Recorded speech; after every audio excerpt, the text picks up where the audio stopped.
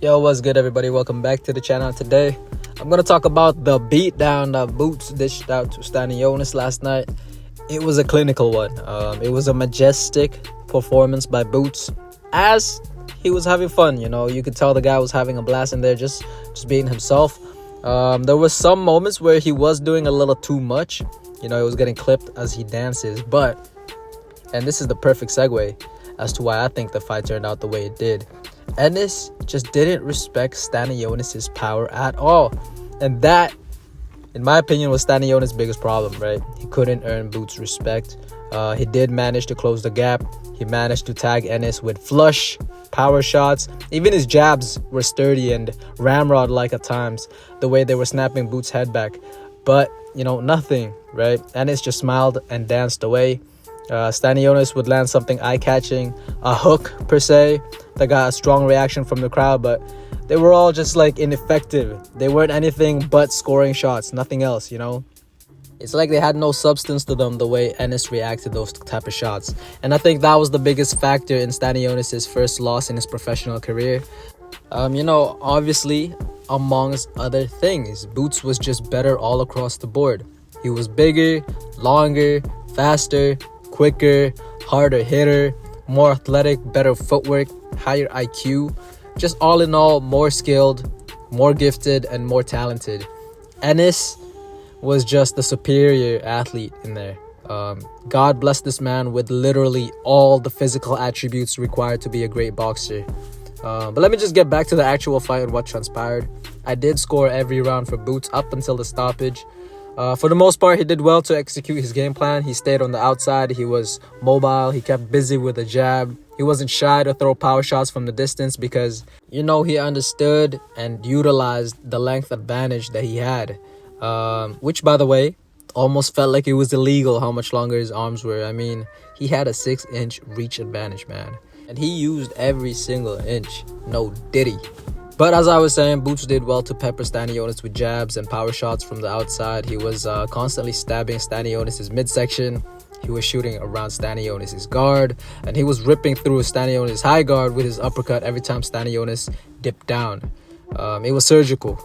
It was spiteful, and it was violent, and it was beautiful. Boots hit every opening Stanionis gave him. He was just phenomenal, man. This version of Boots, this version right here, is scary. It really is one of those type of fights where they just open your eyes, where it shows the difference between someone who is gifted and talented and someone who isn't. To me, that's how I saw it, right? Not to undermine their skill sets and the time and hard work both of them put into the sport, but it's just clear to me that Boots was just blessed with something that Stanionis wasn't. The biggest indication of that to me was the power difference. Stanionis would find success. He would hit the mark, right, hard, but it just had no effect on Boots. At the same time, Boots would just land a jab per se, and Stanionis' face would show you that it was damaging. It reminded me of Bam versus Sonny, where Sonny also did his thing. He landed plenty of power shots on Bam, but they did nothing to Bam. But every time Bam landed something on him, it was bad news for Sonny. It's just unfair, but that's what boxing is, right? That's what sports is. That's what life is. Only the best really reach the pinnacle, But I digress. This version of Boots was a pound-for-pound type of fighter. The way he was just flowing and seamlessly switching from orthodox to southpaw, then back to orthodox. His accuracy, speed, power, reflexes, and confidence. These are all the things that make up a pound-for-pound fighter. He was sensational. So well done to Boots, man. Great performance. Although, if I could offer a constructive criticism of some sort, it would be to tighten up his defense. Now, I know there'll be a couple people here thinking, what is this guy talking about? Boots was making Stanionis look silly in there. To which I say, I agree. I know that. I watched the fight. At times, Boots did look like a wizard in there. But at the end of the day, he still got hit clean. Way too frequently.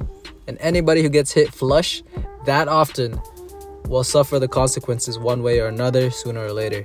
But other than that, fantastic job to Boots. I love the showmanship. I don't care what anybody says. His dancing and smiling and just all his antics in there are great. Now, it might just be me, but I find him entertaining. you know. Now, I do want to talk about Stanionis before I wrap it up. I thought he did all right. You know, I thought he could have done better. Like I said before, he had success in there. He landed some eye-catching shots himself. Shots that had the crowd going oohing and ahhing, you know. But he was simply outclassed. He saw the levels. Jaron Ennis showed him where he lacks and what he needs to work on, etc. But one thing I hope somebody talks to him about is his damn poker face, because it just wasn't good, guys. One thing I noticed during the entirety of the fight was that he often winced and smiled every time Boots landed something significant. And those are visual affirmations to Boots that he's doing something right in there, you know, that he is hurting him. I mean, Boots might already think that, right? But with those reactions, Stanionis is confirming what Boots thinks, and that boosts confidence, right? That gives Boots the mental edge. Another thing is his inactive, static high guard. It's flawed in a couple ways. One, it's the most basic type of defense, so everybody knows how to get around it or through it. Two, it provides a target. Stanionis' high guard was made to be a punching bag for Boots. It gave Boots something to hit, which in turn got Boots going real early in the fight. He found his rhythm, his mojo, he got in the zone, and he eventually entered a flow state. I think he already started feeling himself in round 2. He knew he already won after the first round. And you know what? I think Boots' nonchalantness must have been so deflating. You know, the fact that here's Stanionis, right? He's out here giving his all, trying to land something of consequence on Boots. But Boots is just out there having fun, dancing, smiling, making Stanionis look silly. And even when he did get hit, there were no visible effects at all. All of these things must have made Stanionis feel so defeated. Shout out to him, you know, he put in a good effort. He didn't make himself look like a fool. He gave it his all. He tried everything, but he just had nothing for Boots, and that's okay. You know, I thought the stoppage came at the right time. It was clear that Stanionis just had nothing left, and if they allowed him to get back out there, he would have been accumulating unnecessary damage. You know, he was already beaten. There's no point taking more punishment. All right, so that's all I got for y'all. What did you think of the fight? Who should Boots fight next? For me, only one man really stands a chance at welterweight, and that is Brian Norman Jr. Even then, I would still make Boots a considerable favorite in that fight. So it'd be nice for him to go undisputed. But, yo, he definitely needs to hurry up and get to 154 because there's so much smoke up there. I mean, I am salivating at the thought of Boots versus Virgil, or Fandora, or Tim Tszyu, or Bakram, or Madrimov, or Bohachuk, or Zayas. I mean, I can go on and on. There's so much smoke at 154. And if you add Boots into that mix, it will be incredible. Fight after fight after fight, 154 would be amazing. But yeah, that's all I got. Thank you so much for watching. Please leave a like and subscribe, and I hope you have a lovely day.